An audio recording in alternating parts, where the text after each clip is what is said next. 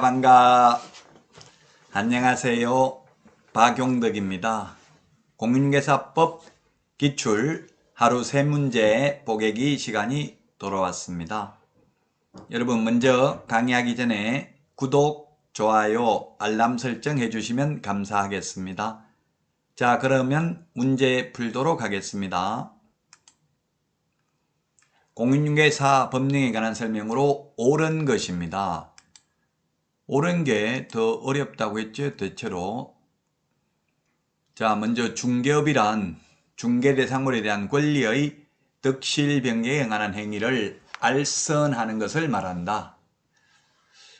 틀렸죠. 중개업이란 중개업은 다른 사람의 의뢰에 의하여 일정한 보수를 받고 중개를 업으로 하는 것을 말합니다.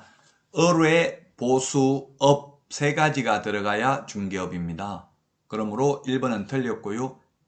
그 다음에 두 번째 보조원입니다. 보조원. 중개보조원이란 개업공개사에 소속되어 중개사물에 대한 현장 안내 및 일반 서무 등 단순한 업무를 보조하는 자를 말하죠. 계약서 작성, 확인설명서 작성, 확인설명 등 중개 업무는 할 수 없습니다. 따라서 2번 지문도 틀렸고요. 3번 우연한 기회에 단 한 번 건물 전세계약 중개를 하고 보수를 받은 행위는 알선 중개를 업으로 한 것으로 보지는 않습니다. 직업이 아닙니다. 중개업이 아닙니다. 따라서 딱 한 번만 하려면 자격증 취득할 필요 없습니다. 저도 SNS에 프로필에 이게 중개사무소에 의자에서 뒤에 지도 나와 있는 거 사진 찍어서 올려놓으니까 친구가 전화 왔더라고요. 너 복덕방도 하냐? 뭐 한다 이렇게 해가지고 제가 1년에 한 건 정도 중개했다 하더라도 저는 개업공개사가 아니고 소속공개사 아니라 하더라도 직업적으로 하지 않았기 때문에 중개는 아무나 해도 되거든요. 중개업은 개업 공인중개사만 할 수 있습니다. 중개는 아무나 할 수 있습니다. 3번 틀렸고요. 4번 중개사무소 개설 등록을 하지 아니한 자가 다른 사람의 의뢰에 의하여 그 다음에 일정한 보수를 받고 중개를 업으로 하는 경우 이 세 가지가 들어가면은 중개업에 해당되죠. 의뢰, 그 다음에 보수, 그리고 업 이 세 가지가 들어가면은 중개업에 해당이 됩니다. 등록을 했든 등록하지 않았든. 물론 등록하지 않고 이렇게 중개업을 하면 무등록 중개업자로 처벌받죠. 그래서 4번 틀렸고요. 5번 미성년자. 미성년자는 자격을 취득할 수 있다. 자격 취득할 수 있습니다. 다만 미성년자는 취직을 하거나 개업할 수는 없습니다. 개업공개사 등의 결격사유에 해당되나 공인중개사의 결격사유에는 해당되지 않습니다. 시험을 볼 수 없는 공인중개사의 결격사유는 자격 취소되고 3년 미경과자, 부정행위 무효처분일로부터 5년 미경과자만 시험 볼 수 없고 나머지 다 자격은 취득할 수 있습니다. 따라서 5번이 정답이 되겠습니다.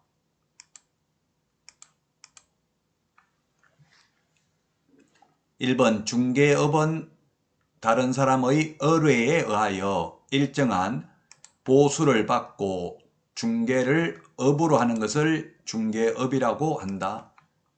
의뢰, 보수, 업 이 세 개가 들어가면은 중개업이 되겠습니다. 중개는 중개대상물에 대하여 거래 당사자 간의 매매, 교환, 임대차, 그 밖의 권리의 득실 변경에 관한 행위를 알선하는 것을 중개라고 했습니다. 그 다음에 보조원은 공인중개사가 아닌 자로서, 이 말이 중요하죠. 공인중개사가 아닌 자로서, 소속공개사는 공인중개사인 자로서가 되겠고요. 그 다음에 소속공개사는 중개업무를 할 수도 있는데 중개보조원은 중개업무는 안 되고 단순한 업무를 보조하는 것만 가능합니다. 중개업무는 할 수 없다. 그 다음에 중개업이 되려면 불특정 다수와 계속 반복하거나 반복 의사가 있는 게 중개업이고요. 우연한 기회에 한두 번 중개를 하고 보수를 받았다 하더라도 업으로 한 것이 아니라면 중개업이 아니다. 그 다음에 4번에 보면 중개업은 등록을 했든 안 했든 다른 사람의 의뢰에 의하여 일정한 보수를 받고 중개를 업으로 했다면 의뢰, 그 다음에 보수, 업 이 세 개가 들어가면 중개업에 해당됩니다. 그 다음에 5번은 자격 취소되고 3년 미경과자, 부정행위하고 무효 처분일로부터 5년 미경과자 빼고 나머지는 외국 사람이라도 그 다음에 미성년자라도 비성년 후견인, 비한정 후견인, 파산 선고받은 자, 교도소에 복역 중인 자, 신용불량자 모두 시험은 볼 수 있습니다. 따라서 5번이 정답이 되겠습니다. 2번 문제입니다. 중개대상물과 중개상 권리에 해당하는 것을 모두 고른 것은 했는데 우리 법 제3조의 중개사물은 토지, 건축물, 임목, 공장재단, 광업재단이라고만 되어 있습니다. 따라서 광업재단은 중개대상물에 해당되네요. 광업재단은 중개상물에 해당되고 공장재단, 광업재단, 임목 다 중개상물에 해당이 되고요. 그 다음에 지상권, 지역권, 전세권, 임차권 전부 중개상물 됩니다. 환매권 중개상물 됩니다. 그 다음에 가압류, 가처분, 가등기된 공장, 전세권, 지상권, 임차권 설정되어 있는 공장 다 중개상물 되겠죠. 그 다음에 상속된 토지는 상속인 소유니까 중개상물 됩니다. 상속 그 자체는 중개 개입 여지가 없습니다.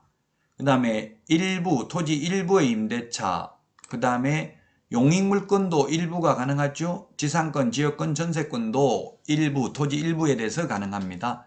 5개가 정답이네요. 3번이 정답이 되겠고요. 그 다음에 미채굴 광물 이런 것들은 광업법 제2조에 의하면 국가 소유이므로 중개가 개입할 여지가 없다. 국가가 광물 채굴권이 있다. 국가의 권능에 속합니다. 개인 땅 밑에 석탄, 석유가 매장되어 있어도 국가가 채굴권이 있습니다. 따라서 개인이 사고 팔 수 없으므로 중개사물이 아니고요. 그 다음에 무주부동산, 주인 없는 부동산은 국가 소유이므로 중개사물이 될 수 없고요. 선박은 20톤 이상 선박은 등기를 하므로 의제 부동산이지만 대통령령에 규정이 없어서 중개사물이 아니고 20톤 미만 선박은 동산이기 때문에 중개사물이 아닙니다. 그 다음에 분묘기지권은 종손에게만 전속되는 권리입니다. 일신 전속적입니다. 다른 사람 몸에 갈 수가 없습니다. 따라서 중개사물이 될 수 없고요. 특허권과 같은 무채재산권 중개사물이 아닙니다. 그 다음에 동산, 권리질권 중개사물이 아닙니다. 좀 어렵죠? 이렇게 출제되면 공인중개사법에서 가장 어려운 부분이 중개대상물하고 용어정입니다. 시험에 한 문제씩 출제는 반드시 됩니다.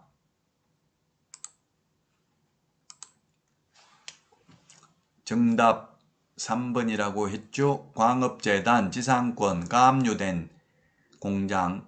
가압류된 공장이라고 했는데 이게 사법상 제한이고요. 공법상 제한이 있는 모든 용도, 지역, 지구, 구역 모두 중개사물 됩니다. 개발제한구역, 토지거래 허가구역, 군사기지 및 군사시설 보호구역 안에 있는 토지라도 중개사물이 됩니다. 국가소유나 지방자치단체 소유라는 말이 없는 한 사법상 제한이 있거나 공법상 제한이 있어도 중개사물에 해당된다. 상속 자체는 중개 개입 여지가 없지만 상속된 토지는 상속인 소유이므로 중개사물이 된다. 토지 일부에 대한 용익물권이나 임대차는 가능합니다. 그러나 토지 일부에 대한 저당권의 설정은 불가능하죠. 다음 문제 살펴보겠습니다. 공인중개사에 관한 설명으로 옳은 것입니다. 옳은 거 1번 공인중개사의 업무에 관한 사항을 심의하기 위하여 국토교통부에 공인중개사 정책심의위원회를 둘 수 있다. 예, 두어야 한다가 아니라 둘 수 있다. 옛날에 두어야 한다 였는데 이명박 정부 때 대통령직 인수위원회에서 이거 둘 수 있다로 바꿨습니다. 예산 절감을 위해서 둘 수 있는 거죠. 두어야 한다면 1년에 회의 한 번도 안 하는데 사무실 비워둬야 되고요. 직원까지 있어야 되겠죠. 그래서 둘 수 있다로 바꿨습니다. 제가 위원회 5개 비교하는 거 프린트 내드렸는데요. 공인중개사 정책심의는 둘 수 있는데 협회 공제운영위원회는 협회 둔다. 주택임대차위원회는 법무부에 둔다. 주택임대차 분쟁조정위원회도 대한법률구조공단 지부에 LH 그 다음에 한국부동산원회는 둔다. 그 다음에 시도에는 둘 수 있다. 이렇게 돼 있죠. 그 다음에 상가임대차위원회도 법무부에 둔다. 두어야 한다. 둘 수 있다. 구분해야 되겠습니다. 국토부에 둘 수 있습니다. 국토부, 국토교통부 뭐 같은 말입니다. 줄여서 국토부라고 했고요. 1번이 정답이고요. 그 다음에 2번 자격증을 교부한 시도지사와 사무소 소재지 관할 시도지사가 서로 다른 경우에는 자격 취소 처분은 사무소 소재지 관할 시도지사가 행한다. X입니다. 모두 다 교부한 시도지사입니다. 제가 내드린 프린트 54번 맨 밑에 보시면 54번 맨 밑에 보시면 1번부터 7번까지가 있는데요. 자격증 재교부, 그 다음에 자격 취소, 자격정지, 자격증 반납, 자격증 미반납 시 과태료 모두 교부한 시도지사가 하고요. 다만 청문과 의견 진술 기회만 사무소 관할 시도지사가 부여합니다. 3번 비성년 후견인 또는 비한정 후견인은 공인중개사가 될 수 없다 했는데 공인중개사는 될 수 있고 개업 공인중개사 등이 될 수 없습니다. 자격은 취득할 수 있지만 취직하거나 개업할 수 없습니다. 피특정 후견인은 결격 사유가 아니라고 했죠. 개업공개사 등의 결격 사유가 아니다. 4번 외국 사람은 시험 볼 수 없다. X죠. 시험은 외국 사람도 볼 수 있고 미성년자도 볼 수 있고 다 볼 수 있는데 볼 수 없는 건 딱 두 가지다. 자격 취소 3년, 부정행위, 무효 처분일로부터 5년간 시험 볼 수 없습니다. 그거 빼고 나머지는 모두 시험 볼 수 있습니다. 그 다음에 5번은 2004년 11월 14일 시행한 공인중개사 시험에 부정행위를 한 응시자는 부정행위는 3년이잖아요. 2007년이면 3년이 아니라 부정행위는 무효 처분일로부터 5년간 시험 볼 수 없습니다. 5년. 여기는 지금 3년이네요. 3년이 아니고 5년간 시험 볼 수 없다. 자격 취소는 3년간 시험 볼 수 없습니다.